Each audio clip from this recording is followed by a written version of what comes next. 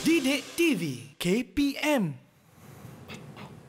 Anda masih bersama kami di Didik TV KPM. Ya, hari ini dalam slot menengah atas kita sedang belajar matematik tingkatan 4.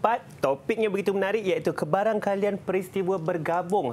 Saya sedang pegang guli yang berwarna biru ni dan ada banyak lagi guli di sini. Agaknya apa yang cikgu kita nak ajar kita berkenaan dengan guli ni, cikgu? Okey, baik. Hanif, hari ini kita akan belajar peristiwa bersandar dan juga tak bersandar. Okey. Jadi apa itu peristiwa bersandar? Apa itu peristiwa tidak bersandar? Ini akan melibatkan guli tersebut nanti. Okey, baik. Kita lihat apakah definisi bagi peristiwa yang tidak bersandar. Okey, peristiwa A, kita ada dua peristiwa iaitu peristiwa A dan juga peristiwa B. Dan mereka dikira sebagai tidak bersandar jika peristiwa A tidak mempengaruhi kejadian peristiwa B. Tidak mempengaruhi. Maksudnya, jika peristiwa A sedang berlaku dan peristiwa B pun sedang berlaku tapi mereka tak mempengaruhi each other, mempengaruhi sama sendiri, jadi itu dikira sebagai tidak bersandar. Contohnya adalah guli kita. Guli kita pada hari ini. Jadi, kalau anda lihat di tangan Abang Hanif di sini ada tiga guli biru. Betul? Ada 3 guli biru, cikgu. Okey, baik. Sekarang dalam kotak balang guli itu ada sebilangan guli. Okey, bila kita masukkan 3 guli ke dalam balang tersebut, baik, kita masukkan, kita boleh lihat bilangan guli itu dah bertambah. Betul? Betul, cikgu. Okey, jadi sekarang kita ingin melakukan kebarangkalian. Okey, satu kebarangkalian di sini. Okey, di mana Hanif akan keluarkan satu guli. Kita pilih satu guli secara rawak. Saya pilih satu guli secara rawak. Saya akan ambil yang ini. Okey, baik. Jadi Hanif pilih guli warna hijau. Okey, sekarang Hanif akan masukkan semula guli tersebut. Saya masukkan semula. Masukkan semula. Jadi bila kita masukkan semula guli itu dan kita pilih sekali lagi satu guli. Satu lagi ya. Satu lagi. Dan kita warna hitam pula. Warna hitam pula. Okey, baik. Jadi jika anda lihat di sini dalam balang tersebut bilangan guli itu tidak berubah dari tadi. Jadi kita pilih guli, kita masukkan semula dan dia tidak berubah. Jadi itu yang dimaksudkan sebagai tidak bersandar. Bila kita masukkan semula dan bilangan guli dalam balang itu tidak berubah. Okey, sekarang Hanif telah pilih guli warna hitam, betul? Betul, cikgu. Apa kata Hanif? Simpan guli itu di bawah. Simpan di bawah. Simpan guli di bawah. Okey, sudah jadi kurang satu guli saja. Bagus, dah kurang satu. Okey, sekarang kita pilih satu lagi guli. Saya pilih secara rawak lagi. Pilih.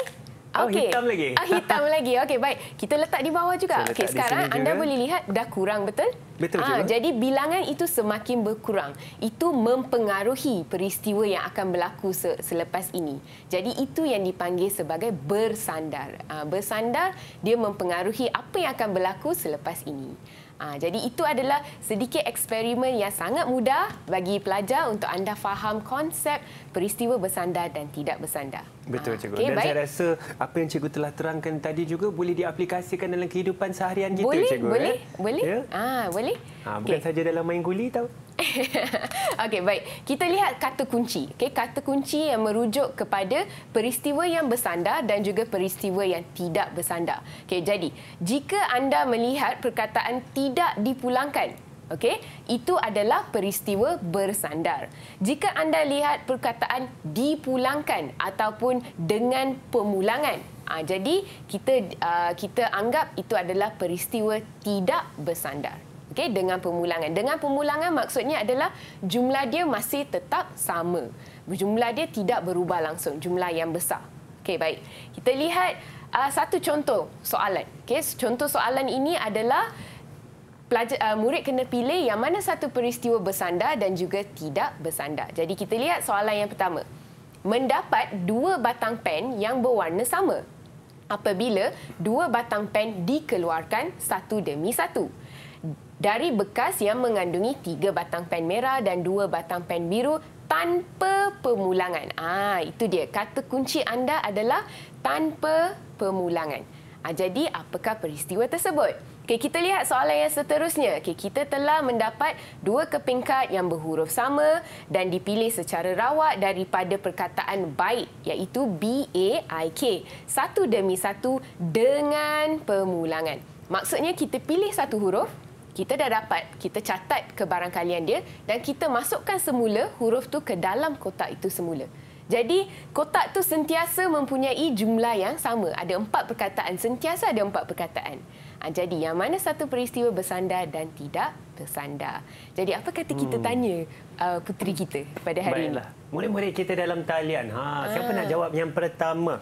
Soalan yang pertama. Itu peristiwa bersandar atau tidak bersandar? Itu dia. Saya nampak Sarah tadi yang angkat tangan.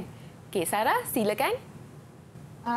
Soalan 1, jawapan dia ialah peristiwa bersandar. Peristiwa bersandar. Okey, mari kita tanya dulu jawapan untuk soalan yang kedua. Lepas tu kita semak jawapan. Baik. Okey, siapa yang ingin menjawab soalan nombor 2? Siapa yang ingin cuba? Silakan. Okey, silakan Dayani. Soalan kedua, jawapan dia peristiwa tidak bersandar. Peristiwa tidak bersandar. Okey, jadi kita lihat adakah jawapan mereka betul? Betul. Adakah anda di rumah, murid-murid di rumah mendapat jawapan yang sama? Saya harap anda mendapat jawapan yang sama. Anda kena ingat kata kuncinya adalah tanpa pemulangan dengan pemulangan. Jadi kalau anda boleh lihat kata kunci itu, anda boleh tahu yang mana satu peristiwa bersandar dan tak bersandar. Okey, baik. Bila kita sebut pasal peristiwa bersandar dan tidak bersandar, kita kena rujuk kepada hukum pendarapan. Okey, hukum pendarapan dalam kebarangkalian ini. Jadi, hukum pendarapan ini adalah khusus untuk peristiwa yang tidak bersandar, iaitu dengan pemulangan. Jadi, itu adalah hukum pendarapan. Saya rasa anda pernah lihat simbol ini bila anda belajar topik tingkatan 4, iaitu operasi ke atas set. Dalam topik itu, ada satu yang dipanggil sebagai persilangan. Jadi, itu adalah simbol persilangan tersebut. Jadi, A bersilang dengan B, itu adalah formulanya, iaitu kebarangkalian A darab dengan kebarangkalian B. Untuk pengetahuan anda, P bermaksud kebarangkalian. P bermaksud kebarangkalian. Dalam bahasa Inggeris, kebarangkalian ialah probability. Sebab tu kita gunakan perkataan P. Okey, baik. Apa kata kita lihat satu soalan? Mungkin bila kita lihat banyak rumus, tak faham. Jadi kita kena jawab soalan dulu, baru kita boleh faham rumus ini. Okay, Setuju, cikgu. Baru kita tahu aplikasi rumus ini. Betul, betul. Okey, baik. Ini adalah soalannya. Kotak A dan kotak B masing-masing mengandungi kad berlabel dengan nombor 3, 5, 7, 9 dan kad berlabel dengan huruf X, Y, Z. Sekeping kad dipilih secara rawak masing-masing dari kotak A dan kotak B. Okey, untuk pengetahuan anda, rawak bermaksud kita pilih sahaja. Kita tak nampak kad tersebut. Anggap anda tidak nampak kad itu dan anda pilih sahaja. Okay, seperti baik. saya pilih guli tadi, ya, cikgu. Betul, tanpa Hanif. memandang, ya, tanpa betul. ada niat. Betul, pilih satu saja. Betul. Dan kebetulan kedua-duanya hitam. Betul. Betul. Okey. Baik. Kotak A, anda boleh lihat gambarnya 3, 5, 7 dan 9. Kotak B, anda boleh lihat gambarnya adalah X, Y, Z. Okey, soalannya, hitung kebarangkalian mendapat faktor bagi 9 dan juga huruf Z. Satu lagi yang cikgu ingin terangkan pada anda adalah perkataan dan. Bila ada perkataan dan, itu bermaksud hukum pendarapan. Okey? Bila ada perkataan atau, itu adalah hukum yang lain. Kalau ada perkataan dan, itu adalah hukum pendarapan. Dan di sini perkataannya adalah kebarangkalian. Jadi kalau perkataannya adalah kebarangkalian, jawapan kena dalam bentuk pecahan dan dipermudahkan pecahan tersebut. Jadi, faktor bagi 9. Faktor. Anda pernah belajar di tingkatan 1. Anda pernah belajar di tingkatan 1. Ingat, apa-apa yang anda belajar di tingkatan 1, 2 dan 3, semua anda perlukan di tingkatan 4. Okey, baik. Saya rasa kita boleh tanya seorang. Betul? Saya rasa boleh juga, boleh cikgu. Boleh juga, kan? Okey, siapa yang ingin menjawab soalan cikgu? Hitung kebarangkalian mendapat faktor bagi 9 dan huruf Z. Siapa yang ingin menjawab? Tangan tu? Ada yang angkat tangan tadi? Itu dia Adiba. Okay, silakan Adiba.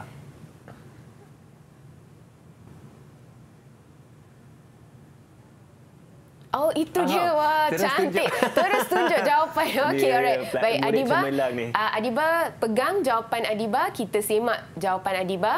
Okey, faktor bagi 9 ialah 2/4. Maksudnya ada 2 nombor daripada 4 nombor iaitu faktor bagi 9. Huruf Z pula ada satu je huruf Z di sana daripada 3 huruf. Okey, jadi kita nak kira kebarangkalian kedua-duanya 2/4 darab 1/3 kita dapat 1/6. Kita guna darab sebab perkataan dan. Okey, mari kita semak jawapannya. Adakah betul? Betul jawapan Adiba. Yeay, betul. Tahniah. Okey. Tahniah. Baik, saya rasa semua boleh dapat markah pada hari ini. Betul? Betul, cikgu. Betul. Berapa markah cikgu nak bagi? Tadi pun kita sudah ada dan ini soalan yang kedua, cikgu. Ini soalan kedua. Okey, saya rasa kita bagi 1 markah dulu. 1 markah sebab dulu. soalan-soalannya sangat senang, sangat mudah. Jadi kita bagi 1 markah dulu. Boleh, cikgu. Saya rasa nanti tak sabar-sabar nak dapat markah penuh ni. Betul. Okey, baik. Kita lihat kaedah alternatif. Okey, kaedah alternatif adalah anda boleh gunakan kaedah jadual. Okey, kaedah jadual untuk menjawab soalan ini. Jadi bila anda guna kaedah jadual, anda boleh senaraikan 3, 5, 7, 9 di satu belah dan juga XYZ di satu belah di atas. Lepas tu anda boleh dapatkan pasangan dia. Lepas itu anda kira pasangan mana yang memuaskan soalan tersebut. Jadi, faktor 9 dan huruf Z, kita ada 2 pilihan sahaja, iaitu 3Z dan juga 9Z. Jadi, 2 daripada 12 pasangan yang anda dapat di sana, kita permudahkan, kita dapat 1/6. Itu jawapan dia. Okey, baik. Kita lihat satu lagi soalan. Okey, soalan ini sebuah beg mengandungi 8 biji guli hijau dan sebiji guli merah. Okey, dan 2 biji dipilih secara rawak. Kita pilih 2. Okey, wakilkan situasi ini dengan gambar raja pokok. Tadi kita lihat jadual, sekarang kita lihat gambar raja pokok. Soalan yang seterusnya, daripada gambar raja pokok itu, anda hitung kebarangkalian, anda boleh mendapat guli yang kedua warna merah ataupun kedua-dua guli itu berwarna hijau. Jadi, saya rasa kita boleh tanya soalan yang pertama kepada pelajar kita. Siapa yang ada jawapan gambar raja pokok? Saya rasa gambar raja pokok ni tak boleh terangkan. Kita kena tunjuk. Betul. Itu dia, Dayani dah angkat tangan. Silakan Dayani. Tunjukkan jawapan anda. Cuba tinggi sikit boleh? Dayani ke belakang sikit. Ke belakang sikit dan tinggi sedikit. Tinggi sikit. Sikit lagi. Sikit. Itu dia. Penuh sudah. Penuh sudah. Okey, baik. Jadi kita boleh lihat, guli yang pertama adalah guli hijau, lepas tu guli merah. Guli yang kedua, kita boleh pilih sama ada hijau atau merah, hijau ataupun merah. Jadi kesudahan dia adalah, yang pertama adalah hijau dan hijau, yang kedua hijau dan merah, yang ketiga merah dan hijau, yang keempat merah dan merah. Tapi merah dan merah tidak boleh berlaku. Kenapa? Sebab ada satu je biji guli merah. Kalau kita pilih kali pertama guli merah, kali kedua memang dah tak ada dah guli merah. Jadi kesudahan ini tidak mungkin berlaku, tetapi untuk gambar anak pokok ni, gambar raja pokok, anda masih kena lukis. Maknanya ini tepatlah cikgu yang memang tepat. Dayani, jawapan Dayani memang tepat. Okey, baik. Kita lihat soalan yang kedua, iaitu guli yang kedua adalah guli berwarna merah. Jadi siapa yang ingin menjawab soalan cikgu kebarangkalian tersebut? Itu dia, ada seorang dah angkat tangan dah. Okey, silakan Sarah. Semua tunjuk jawapan. Bagus. Semua tunjuk jawapan. Okey. Baik. Jawapannya adalah 8/9. Kita darab dengan 1/8. Jadi kita akan mendapat jawapannya 1/9. Okey, baik.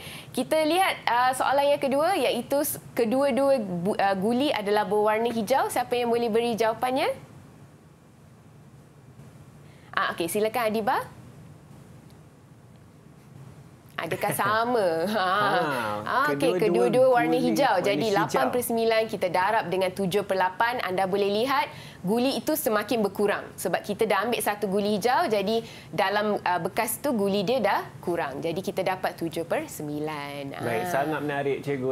Cikgu, berapa markah nak beri untuk murid-murid kita ni? Saya rasa semua boleh dapat 2 markah. 2 markah untuk anda semua. Nanti abang akan tampal lagi gambar sushi di sini untuk markah anda. Tapi sekarang kita akan berehat sebentar. Banyak lagi cikgu kita ingin kongsi mengenai matematik kebarangkalian. Sangat menarik topik ini, tetapi jangan ke mana-mana. Teruskan bersama kami di Didik TV KPM.